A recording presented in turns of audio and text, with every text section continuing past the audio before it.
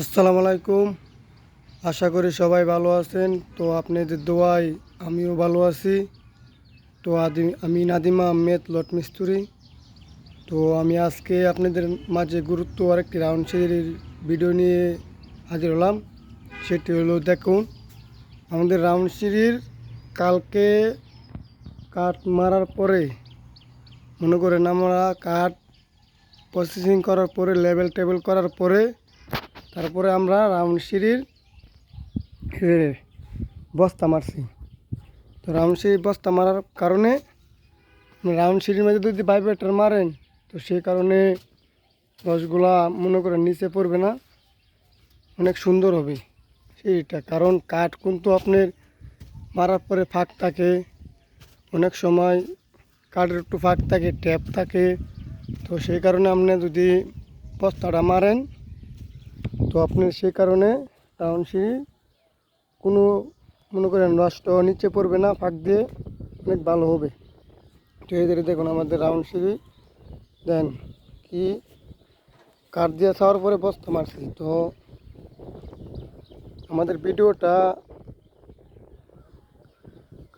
ঠিক আছে কিনা, বা আমাদের রাউন্ড সিঁড়ির ভিডিওটা বস্তা মারার পরে ঠিক আছে কিনা, অবশ্যই সবাই কমেন্ট করে জানাবেন।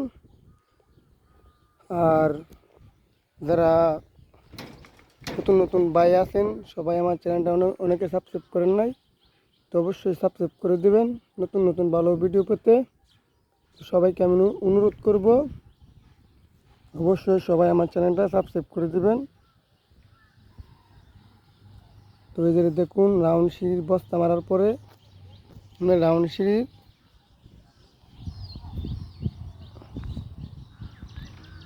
এই যে দেখুন নিচের থেকে উঠছে সব বস্তা মারা।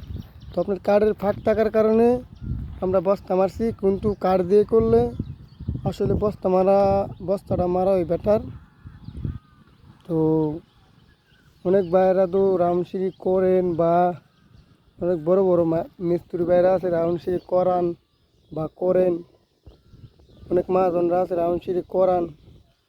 তো আমার রাউন্ড সিঁড়ির মধ্যে বস্তা মারা ঠিক আছে কিনা অবশ্যই দেখে সবাই জানাবেন। এই যে দেখুন নিজের থেকে রাউন্ড সিঁড়িটা উঠছে। আর এটা হচ্ছে একটা ইউ সিঁড়ি। তো আমি পার্ট টু পার্ট সব রাউন্ড সিঁড়ির আর সব ভিডিও দেওয়ার চেষ্টা করব, সবাই ভালো করে দেখবেন। আর যদি এই সিঁড়িটা করান, অবশ্যই আমার সাথে যোগাযোগ করবেন, ইনশাল্লাহ আমি করে দিব। তো এদের দেখুন সিঁড়িটা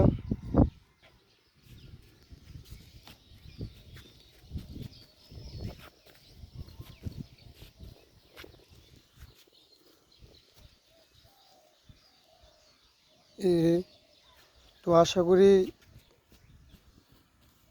যদি রাউন্ড সিঁড়ি ঠিক আছে কিনা, যদি ঠিক থাকে অবশ্যই বাইরে কমেন্ট করে জানাবেন ভিডিওটা যদি কারোর কাছে যায়। আর আমি আবারও বলতেছি, যারা আমার চ্যানেলটা এখনও সাবস্ক্রাইব করেন না, অবশ্যই সাবস্ক্রাইব করে দেবেন নতুন নতুন ভালো ভিডিও পেতে।